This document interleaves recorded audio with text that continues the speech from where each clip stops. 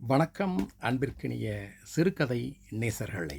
மிக நீண்ட இடைவெளிக்கு பிறகு இன்றைய சிறுகதை நேரம் பகுதியினிலே பேய்கள் ஆவிகள் தொடர்புடைய ஒரு சிறுகதையினை காண இருக்கின்றோம். பேய்கள் குறித்தும் ஆவிகள் குறித்தும் பலவிதமான கதைகளை நாம் கேள்விப்பட்டிருப்போம். குறிப்பாக 1960களிலே 70களிலே பிறந்த அந்த காலகட்டத்திலே பிறந்தவர்களுக்கு இது போன்ற அனுபவங்கள் நிறையவே உண்டு. நாங்கள் சிறுவர்களாக இருந்த அந்த காலகட்டத்திலே மின் விளக்குகள் மிக குறைவு. வீடுகளில் லாந்தர் விளக்குகளும் சிமினி விளக்குகளும் தான் இருக்கும். எங்கள் தெருக்களிலே கூட தெருவின் கடைசியில் ஒரு மின் விளக்கு, இந்த கடைசியில் ஒரு மின் விளக்கு என்பது போல தான் இருக்கும். பெரும்பாலும் இருளிலேயே நாங்கள் சுற்றி கொண்டிருக்கக்கூடிய ஒரு காலகட்டமாக இருந்தது. அப்பொழுது பொழுதுபோக்கு அம்சங்கள் மிகவும் குறைவாக இருந்த காரணத்தினால் அதிகபட்சம் எங்களுடைய அந்த காலகட்டத்திலே உள்ள பொழுதுபோக்கு என்றால் கதைகள் படிப்பது, திரைப்படங்களுக்கு டூரிங் கொட்டாய்களுக்கு போய் சினிமா பார்ப்பது, அந்த கதைகளை உட்கார்ந்து அரட்டை அடித்து கொண்டு பேசி கொண்டிருப்பது. பெரும்பாலும் நாங்கள் அரட்டை அடித்து கொண்டிருப்பது எங்காவது இருளாக இருக்கக்கூடிய ஒரு பாலடைந்த வீடுகளினுடைய திண்ணைகளிலே உட்கார்ந்து அரட்டை அடித்து கொண்டிருப்போம். எங்களுடைய பேச்சுக்களிலே அதிகம் இடம்பெறுவது பேய்கள் குறித்த அந்த நம்பிக்கைகள். உனக்கு செய்ய தெரியுமா, அங்கே அப்படி நடந்துச்சு, இங்கே எப்படி நடந்துச்சு என்று பேசி கொண்டிருப்பதே பெரிய பொழுதுபோக்காக இருக்கும். எங்களுக்கு இது போன்ற பல அனுபவங்களும் ஏற்பட்டிருக்கிறது. நான் பிறகு சற்று வளர்ந்த குழந்தையாக இருந்த பொழுது எனது சகோதரர்கள், அப்பொழுது எங்கள் வீட்டிலே மாடுகள் இருந்தது, அந்த மாடுகளை புல் மேயவிட அவர்கள் அழைத்து செல்லும் பொழுது இப்பொழுது புகழ்பெற்ற ஒரு பெண்கள் உயர்நிலைப் பள்ளி எங்கள் ஊரிலே இருக்கிறது. அந்த இடம் அந்த காலகட்டத்தினிலே ஒரு மிகப்பெரிய பாழடைந்த பங்களாவாக இருந்தது. யாருமே குடியில்லை, யாருமே அங்கு செல்ல மாட்டார்கள். அந்த கட்டடத்தை பற்றி பல வதந்திகள் இருந்தன. மதியம் 12 மணி 1 மணி என்று அந்த உரும நேரத்தில் போகும்போது கூட அங்கு சொல்பவர்கள் எச்சரிப்பார்கள், அந்த பக்கம் போக வேண்டாம், அங்கே திரும்பி பார்க்க வேண்டாம் என்றெல்லாம். திடீரென அங்கிருந்து ஏதோ ஒரு பெண்ணினுடைய அலறல் சப்தம் கேட்கிறது. ஜன்னல் வழியாக யாரோ ஒரு பெண் தலையை விரித்து போட்டுக்கொண்டு நின்று கொண்டு அழைப்பது போல் இருக்கும் என்றெல்லாம் பலவிதமான கதைகள். ஆகவே அந்த பக்கம் செல்வதற்கே எங்களுக்கு பயமாக இருக்கும். இது போன்ற பல அனுபவங்களை நாங்கள் கடந்து வந்திருக்கிறோம். இப்பொழுது உள்ள உலகினிலே மின் விளக்குகள் அதிகமாக இருக்கின்ற காரணத்தினாலோ ஊரெங்கும் இரவிலே பகல் பொழுதை போல் வெளிச்சம் கூடி போனதாலும் இந்த நம்பிக்கைகள் சற்று குறைவு என்று தான் கூற வேண்டும். அதிலும் நான் கல்லூரியில் படித்து கொண்டிருந்த அந்த ஒரு காலகட்டத்திலே ஒரு முறை எனக்கு அது போன்ற ஒரு அனுபவமும் ஏற்பட்டது. இரவு 12:30 1 மணி அளவில் படித்து கொண்டிருந்த பொழுது, நாங்கள் இரவிலே நண்பர்களோடு படித்து கொண்டிருந்த பொழுது, நான் 3-4 பேர் ஒரு இடத்திலே உட்கார்ந்து படித்து கொண்டிருக்கும் பொழுது, நான் இருட்டில் படித்து கொண்டே ஒரு குளத்தின் அருகில் ஆலமரத்தடியில் பக்கம் வந்த பொழுது, அன்று ஒரு அமாவாசை தினம் வெள்ளிக்கிழமை இரவு 12:30 மணி இருக்கும். அப்பொழுது நான் அந்த குளத்தின் அருகில் வரும்பொழுது யாரோ ஒரு இளம்பெண் ஐயோ என்னை காப்பாற்றுங்க என்று அலறுவது போன்ற ஒரு சப்தத்தினை கேட்க நேர்ந்தது. ஒரு மிகப்பெரிய புதர் மரங்கள் அடங்கிய பகுதியிலிருந்து சப்தம் கேட்கிறது.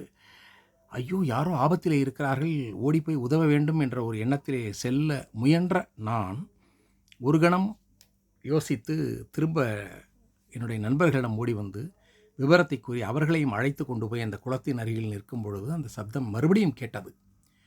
அந்த இளம்பெண் ஐயோ என்னை காப்பாற்றுங்க என்னை கொல்றாங்க என்பது போல ஒரு குரல் கேட்டதை கண்டு அனைவரும் அதிர்ந்தோம். வாருங்கள் போய் பார்ப்போம் என நான் முற்பட்ட பொழுது என்னுடைய நண்பன் எச்சரித்தான். அவன் நினைவூட்டினான், இன்று வெள்ளிக்கிழமை, மணி இப்பொழுது என்னாகிறது, அமாவாசை இரவு, வேண்டாம் என்று எங்களை திரும்ப அழைத்து கொண்டு வந்து விட்டான். மறுநாள் காலையில் அந்த சுற்றுப்புறம் முழுவதும் தேடினான். ஒவ்வொரு வீடாக போய் கேட்ட பொழுது கூட அப்படி எந்தவிதமான ஒரு துர்ச்சம்பவமும் இங்கு நடைபெறவில்லை என்று அவர்கள் அடித்து கூறிவிட்டார்கள். இப்படியான அனுபவங்களும் உண்டு. சரி, இப்பொழுது நாம் கடைசி முகம் என்ற ஒரு தலைப்பினிலே ஐயா திரு ஜெயமோகன் அவர்கள் எழுதிய யக்ஷி தொடர்புடைய ஒரு கதையினை காண இருக்கின்றோம். நாம் தமிழிலே பேய் என்று கூறுவதை மலையாளத்திலே யக்ஷி என்று கூறுவார்கள். அந்த கதைக்குள் நாம் இப்பொழுது நேரடியாக செல்வோம். கடைசி முகம் ஜெயமோகன் அவர்கள். சரி, நான் இக்கடிதத்தை எழுத வந்த விஷயத்தை சொல்லுகிறேன். சென்ற வாரம் அனந்தன் தம்பி ஒரு கத்தை சுவடிகளை அனுப்பியிருந்தான். எல்லாம் கொல்லம் கோட்டயம் சாலையில் உள்ள துளசிமங்கலம் என்ற புராதன நம்பூதிரி மடத்தில் கிடைத்தவை. இந்த மடத்தை பற்றி நீ கேள்விப்பட்டிருப்பாயோ என்னவோ. தெற்கு கேரளத்திலே அதர்வ வேத அதிகாரம் உள்ள 2 மனைகளில் ஒன்று இது. 4 நூற்றாண்டு காலம் இந்த மனையின் நம்பூதிரிகள் முக்கியமான மந்திரவாதிகளாக விளங்கி வந்திருக்கிறார்கள். திவான் தலவாய் கேசவதாசன் மீது சில நாயர் மாடம்பிகள் ஒரு மகா மந்திரிகனை வரவழைத்து ஏவல் செய்வதாக அச்சுக்கணியாரின் கேரள சரித்திர வைபவம் சொல்லுகிறதே. அந்த மந்திரவாதி இந்த குடும்பத்தைச் சேர்ந்தவர்தான். திவான் கேசவதாசன் பிழைத்து கொண்டார். ஆனால் அதன் பிறகு இந்த மனைக்கு கெட்ட காலம் ஆரம்பித்தது. மனையின் சொத்துக்கள் முழுக்க பிடுங்கப்பட்டது. கோவிலினுடைய அதிகாரங்கள் நிறுத்தலாக்கப்பட்டன. படிப்படியாக அந்த குடும்பத்தின் செல்வாக்கும் முக்கியமும் இல்லாமல் ஆயிற்று. இந்த வம்சத்தில் இப்பொழுது இருப்பவர் சங்கர நாராயணன் நம்பூதிரி. இவர் கோட்டயம் பாரில் வக்கீலாக இருக்கிறார். கள்ளிப்பாளை துளசிமங்கலம் வீடு மிக மிக புராதனமான மரக்கட்டிடம். இன்று ஒன்றுக்குமே உதவாது. அங்கே 50 வருடங்களாக யாரும் குடியில்லை. ஒரு கேஸ் நடந்து இப்பொழுதுதான் சங்கரநாராயணனுக்கு சாதகமாக தீர்ப்பு வந்தது. கூரை சரிந்து சுவர்களும் மட்கி போய் இடிந்து நொறுங்கி கிடக்கிறது. அந்த வீட்டுக்குள்ளேயே ஒரு ஜேஷ்டாதேவி கோவில் ஒன்றும் உண்டு. கட்டிடத்தை இடித்து விறகு விலைக்கு விற்க சங்கரநாராயணன் முயன்றபோது கோவில் உள்ள அறையிலிருந்து ஒரு சுவடி பெட்டி கிடைத்தது. அதில் உள்ள சுவடிகளை அனந்தன் தம்பிக்கு தந்திருக்கிறார். அனந்தன் பரிசோதித்த பொழுது சரித்திர சம்பந்தமான விவரங்கள் எதுவும் இல்லாததால் எனக்கு அனுப்பினான். பெரிதாக ஒன்றும் இல்லைதான். நிறைய மந்திரச்சுவடிகள், பாஷா பாரதம் ஒன்று, 2 வகையான ராமாயணம், எல்லாமே ஏற்கனவே தெரிந்த விஷயங்கள். என் ஆர்வத்தை கிளறியது ஒரு சுவடி. அதன் பெயர் ஸ்ரீ துளசிமங்கல பிரபாவம். யார் எழுதியது என்று தெரியவில்லை. மொத்தம் 29 கதைகள். எல்லாமே துளசிமங்கலத்து நம்பூதிரிகள் பல்வேறு யக்ஷிகளையும் பூதங்களையும் வென்று அடக்கியது பற்றியவை. வழக்கம் போல் ஏற்கனவே கேரளத்தில் பரவலாக புழக்கத்திலே இருந்த கதைகள்தான். அவற்றையெல்லாம் துளசி மங்கலத்துக்காரர்கள் செய்ததாக சொல்லி இடங்களையும் அதற்கு ஏற்றவாறு மாற்றியிருக்கிறார்கள். பழைய சம்புக்களில் எல்லாம் இருக்குமே கொச்சையான தமிழ் போன்ற ஒரு மலையாளம்.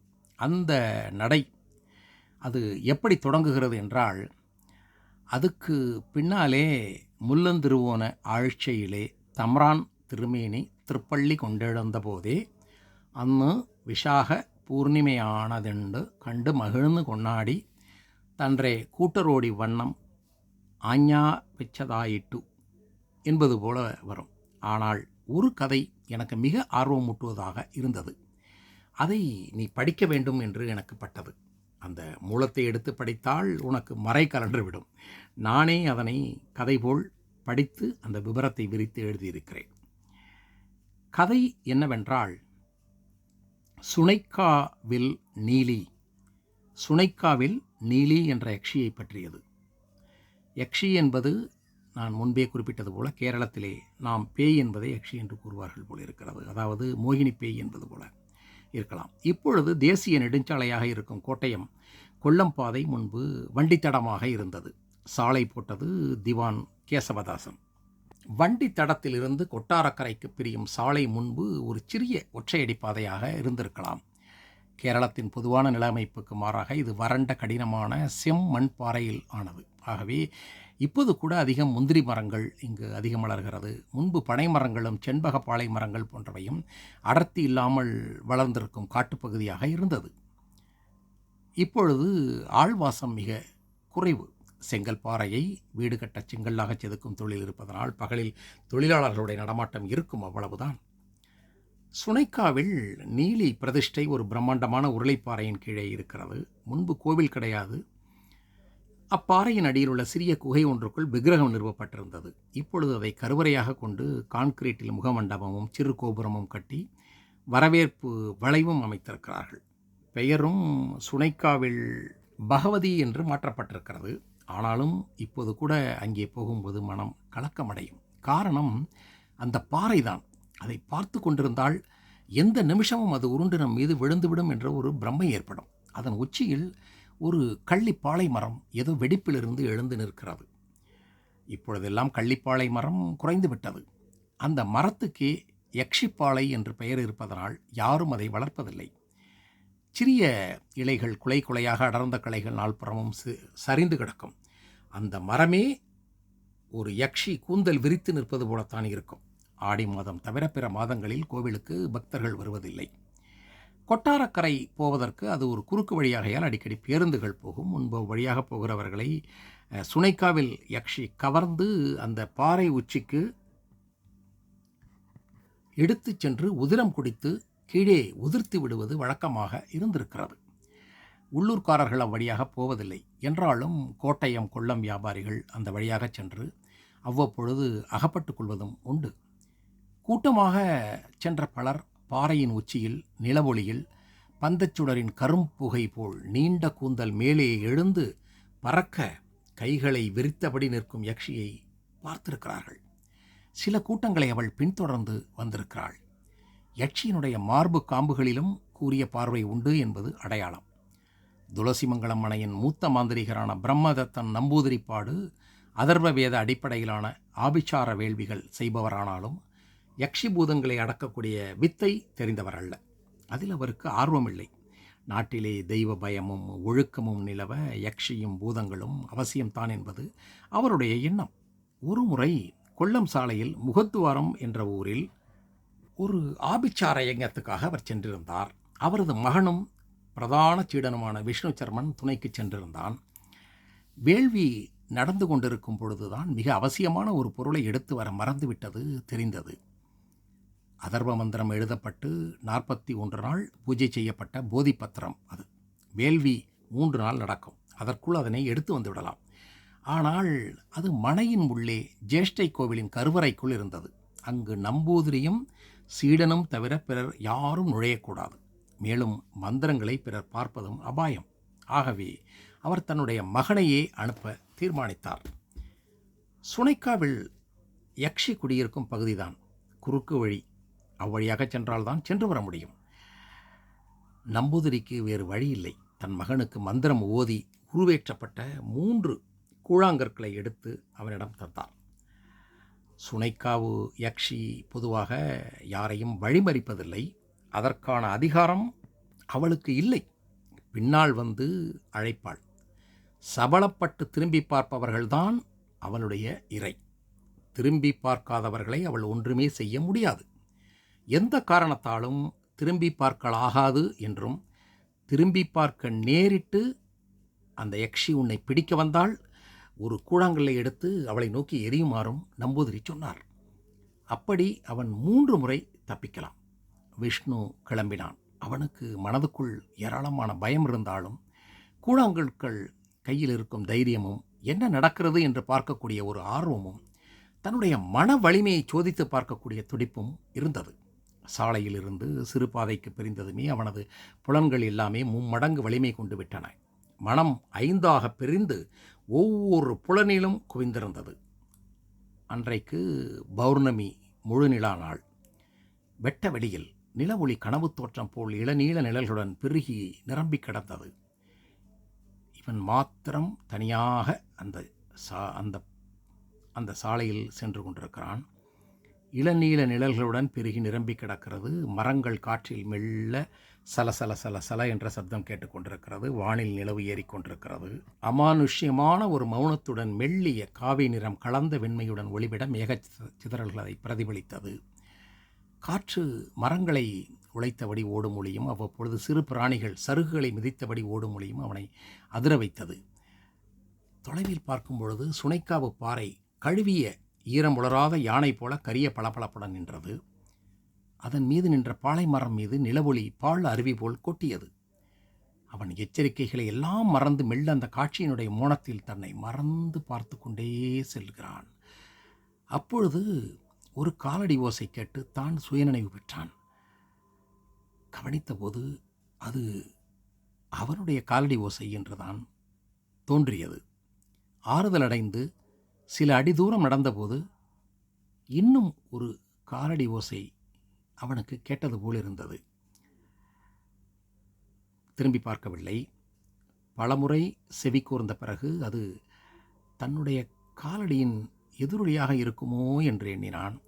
ஆனாலும் அவ்வொலியை மனம் மிக கூர்மையாக கவனித்து கொண்டிருந்தது. பிறகு ஒரு கணத்தில் அவனுக்கு அது தெளிவாயிற்று. அது எதிரொலி அல்ல. காரணம், ஒரு முறை அவன் காலடி எடுத்து மறுக்காலை வைப்பதற்கு உள்ளாக டக் என இன்னொரு காலடி வைக்கும் எதிரொலி கேட்டது. அவனுடைய உடல் குப்பென வியர்த்து விட்டது. உடல் முழுக்க பலவிதமான துடிப்புகள் வேகம் கொண்டன. மூச்சை சிரமப்பட்டு வெளிவிட்டு இழுக்க வேண்டியதாயிருந்தது. அவனுடைய பிடரியில் மயிர் சிலிர்த்து ஒரு மணல் விழுந்தால் கூட சருமம் உடைந்து ரத்தம் வந்து விடுமோ என்பது போல் இருந்தது. அப்பொழுது மென்மையான ஒரு சிரிப்பொலி, இளம்பெண்ணின் சிரிப்பொலி கேட்டது. மோகமும் குறும்பும் தெரியும் ஒளி. தெரிந்து விட்டதா? நான் அப்பொழுதே உங்கள் பின்னாடி தான் வர்றேன். அனிச்சையாக திரும்பிய கழுத்தை அனைத்து பிரக்யானும் பிடித்து நிறுத்த வேண்டியிருந்தது. ஏன் பார்க்க மாட்டீங்களோ? பயமா? பிறகு கருணையும் அன்பும் தெளிந்த குரல்.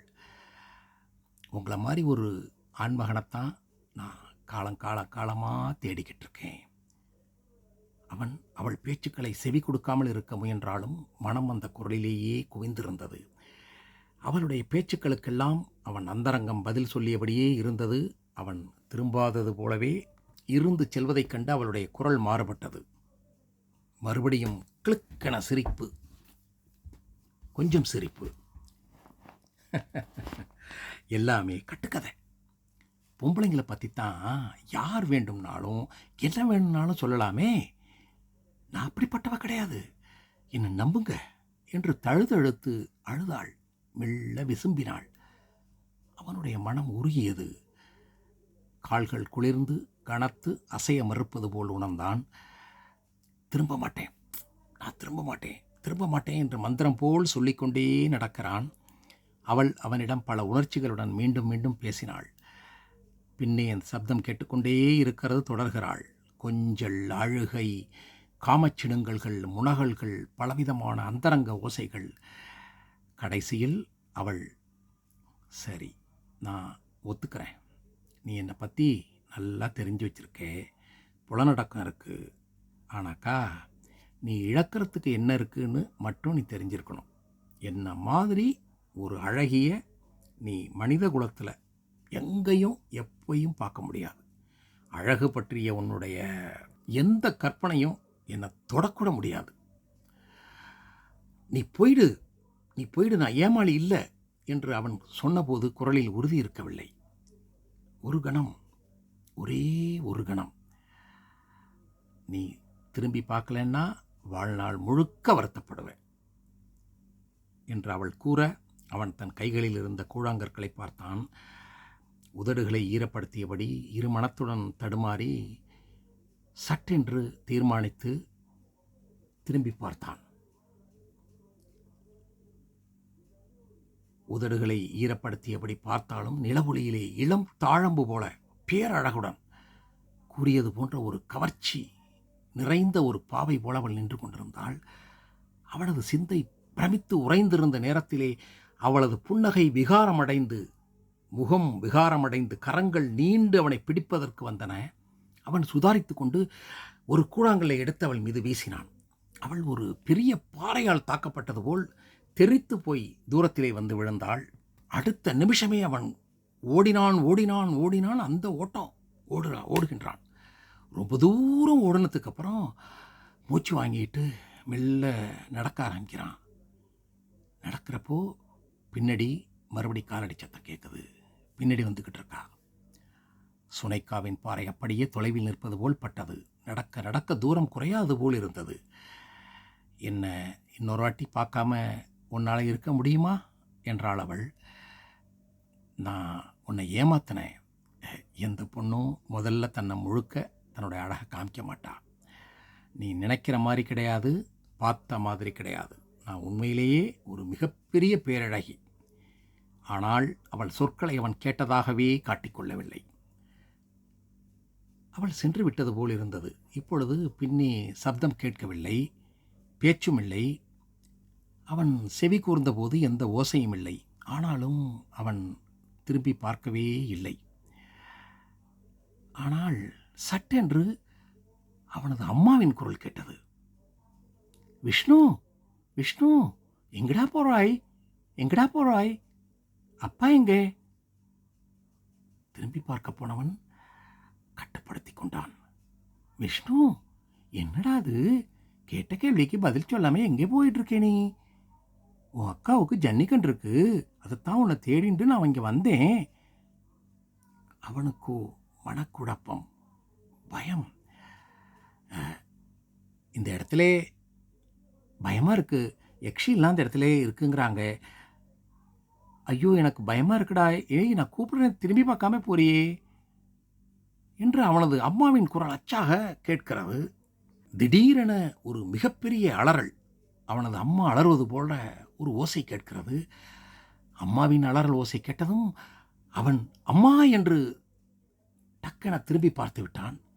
அந்த கணமே என்ன என்று புரிந்து கொண்டு பயங்கரமான தோற்றத்துடன் புகை போல எழுந்து தாக்க வந்த அந்த யக்ஷி மீது வேறு வழியின்றி இரண்டாவது கூழாங்கல்லையும் தூக்கி எறிந்து விட்டான். மீண்டும் அவள் பின்னாலேயே வந்தாள். நீ தப்பிக்க முடியாது, நீ தப்பிக்க முடியாது, அது எனக்கு உறுதியாக தெரியும். தாய் மீது அதிகமான பாசம் கொண்ட யாரும் பெண்களை நிச்சயமாக நேசிப்பார்கள். பெண்கள் தேர்ந்து தப்ப முடியாது. நான் உன்னோட பேச்சை நான் கவனிக்க போகிறதில்ல, நான் கவனிக்க மாட்டேன். நீ திரும்பி பார்ப்ப. பார்க்காதவனாக இருந்தால் முதல்ல நீ திரும்பி பார்த்துருக்க மாட்டேன். இல்லை இல்லை, நான் ஏமாற மாட்டேன். உனக்கு இது நல்ல அரிய ஒரு வாய்ப்பு. ஆண்களினுடைய காமம் மனதில்தான் இருக்கிறது. ஆகவே அதுக்கு எல்லையும் இல்லை. உன்னோட ஆழத்தில் எத்தனையோ ரகசிய ஆசைகள் இருக்கும். இளைஞனாக இருக்கே, நிறைவேறாத ஆசைகள், நிறைவேறவே முடியாதுன்னு உனக்கு நல்லா தெரிஞ்ச ஆசைகள் உன் மனசுக்குள்ளே ஏராளமாக இருக்கும். உனக்கு நீயே நினச்சி கூட பார்க்கறதுக்கு வெக்கப்படக்கூடிய, கூச்சப்படக்கூடிய ஆசைகள் எல்லாத்தையும் என்னை பார்த்தினா என்கிட்ட நீ நிறைவேற்றிக்கலாம். பார், இப்பொழுது உள் மனதில் மின்னலாக வந்து போன அவளுடைய அந்த தோற்றத்தில் நான் நின்று கொண்டிருக்கிறேன். நான் தான் நின்றுகிட்டு இருக்கேன். அவன் தழுதழுத்த குரலில், ஐயோ, என்னை விட்டுடு என்றபடி தலையை திருப்பாமலேயே நடந்து கொண்டிருந்தான். சற்று நேரம் கழித்து அவள், சரி, உங்ககிட்ட என்னோட தோல்வியை நான் ஒத்துக்கிறேன். எனக்கு உன் மேலே பிரியம் இருக்குது. உனக்கு ஒரு பரிசாக ஒன்று கொடுக்கணும்னு நினைக்கிறேன். ஒரு ஆணுக்கு அவனுடைய மிகச்சரியான மறுபாதி மாதிரி உள்ள ஒரு பெண் ஒருத்தி இருப்பாள். அவளை அவன் முழுக்க தற்செயலாகவே சந்திக்க முடியும். ஆகவே கோடானு கோடி ஆண்கள் அவளை கண்டுகொள்வதே இல்லை. அவளை கண்டால் கூட ஒருவேளை அவர்களால் அடையாளம் காண முடியாது போவதற்கு வாய்ப்பு இருக்கிறது. அந்த சந்திப்பு நிகழும் பொழுது அவனுடைய ஆழ்மனம் விழித்திருக்க வேண்டும்.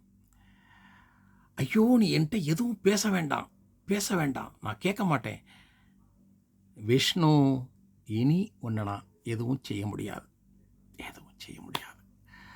உன்னோட ஊர் வரப்போகிறது, என்னோட எல்லையும் கிட்ட வந்துருச்சுது. இது உன்னுடைய சுய கட்டுப்பாட்டை மதித்து நான் அளிக்கக்கூடிய பரிசு. உன்னுடைய பெண்ணை, உனக்கு கிடைக்கப் போகின்ற பெண்ணை நான் உனக்கு இப்பொழுது காட்டுகிறேன். அதுக்கப்புறம் அவளை நீ தேடி கண்டுபிடிச்சிக்கலாம். குறைஞ்சபட்சம் அவள் என நம்பி வேறு ஒருத்தியை மணக்காமலாவது இருக்கலாம். ஐயோ, நீ போயிடு, நான் பார்க்க மாட்டேன். உண்மையிலேயே அவளை பார்க்க நீ விரும்பவில்லையா? அவளை பார்ப்பது ஒரு வகையில் நீ யார் என அறிவதும் கூட. வேண்டாம், போயிடு, நான் நிற்க மாட்டேன், போயிடு. நீ அறிய மாட்டாய். மண்ணிலே மனிதர்களுக்கு அளிக்கப்பட்டுள்ள இன்பங்களில் முதன்மையானதே அப்படிப்பட்ட முழுமையான காதல் இன்பம்தான். எத்தனையோ பேர் அதற்காக தங்கள் உயிரை தயக்கமின்றி தியாகம் செய்திருக்கிறார்கள். அவர்களை அந்த இன்பத்தை அறியாத சாமானிய மக்கள் புரிந்து கொள்வதே இல்லை. நீயோ உயிருக்கு அஞ்சி அந்த மாபெரும் இன்பத்தை தவறவிடுகிறாய். இப்பொழுது விஷ்ணு தன்னுடைய கையில் இருக்கக்கூடிய கடைசி கூழாங்கல்லை பார்த்தான். வியர்த்த கரங்களிலிருந்து அது நழுவி கீழே விழுந்து விடுமோ என்பது போல் இருந்தது. அவனுடைய கால்கள் தயங்கின. சற்று தள்ளி அரசமரம் தெரிந்தது. அதன் அடியில் ஒரு பிள்ளையார் சிலை. அதற்கு சற்று இப்பால் ஓடும் ஒரு சிறிய நீரோடை. அந்த நீரோடை தான் அந்த யக்ஷியினுடைய எல்லை. அந்த நீரோடைதான் இந்த யக்ஷியினுடைய எல்லை. அதை தாண்டி அவளால் வர முடியாது. அவனது கால்களினுடைய வேகம் குறைகிறது. அந்த எல்லை மெதுவாக வந்தால் போதும் என அவனுடைய மனம் எண்ணுவதை அவன் ஆச்சரியத்தோடு உணர்கிறான். அந்த பயணம் கத்திமுனை நடையாக இருந்த பொழுதிலும் அது ஒரு உச்ச அனுபவம். ஒருபோதும் இது போன்ற தீவிரமான கணங்கள் இனி அவனுக்கு நிகழப்போவதில்லை. இந்த நாட்களை பற்றி பேசி பேசியே அவன் தன்னுடைய எஞ்சிய நாட்களை கழிக்க வேண்டும். அதனுடைய இறுதி துளியையும் சுவைத்து பார்க்க வேண்டும் என்று அவனுடைய மனம் இப்பொழுது விரும்பியது. இதோ பார், ஒருவேளை இந்த வாய்ப்பை நீ தவறவிட்டதற்காக மனமுடைந்து நீ தற்கொலை செய்து கொள்ளக்கூட நேரிடும். அப்பொழுது அவன் எல்லையை நெருங்கிவிட்டான். நெருங்கிய பிறகு நின்று மெல்ல திரும்பி பார்த்தான். நீயா என்றான் பதறிப்போய். அதற்குள் யக்ஷி அவனை நெருங்க அவன் கூழாங்கல்லை எடுத்து வீசினான். அவன் மறுபடியும் காலெடுத்து வைப்பதற்குள் அவள் நில் நில் என்றாள். உறக்கச் சிரித்தபடி. உறக்கச் சிரிக்கிறாள். நம்ப முடியவில்லை அல்லவா? நம்ப முடியவில்லை அல்லவா?